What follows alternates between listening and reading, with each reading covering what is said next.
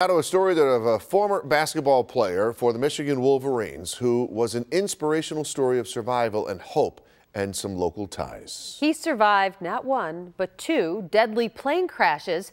And tonight he's speaking to students in Niagara Falls. Channel 2's Jeff Preval is there to share his story. The story of Austin Hatch is truly inspirational. Students at Niagara Falls High School earlier today hung on to his every word.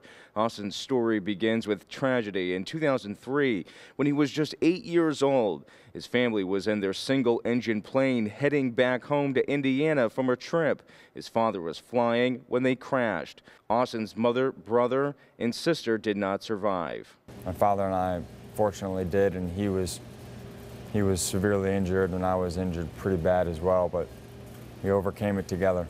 And then 8 years later, in June 2011, on another family getaway, it happened again.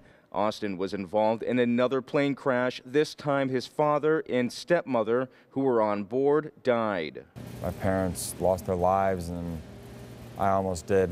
Among Austin's injuries was severe brain trauma. He went through months of grueling physical therapy. Austin would then attend Michigan, where he played his freshman year for Niagara County native coach John Beeline.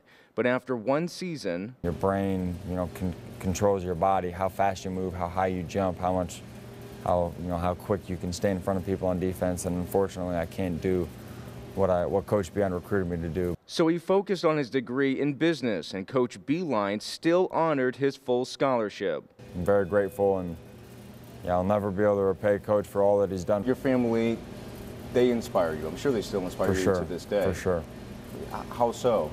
Day in and day out? Or? Yeah, every day. He'll graduate from Michigan next week and is getting married in June. His message to anyone who's listening: work as hard as we can to overcome any adversity we face, and to remember our greater purpose. In Niagara Falls, Jeff Preval, Channel 2 News.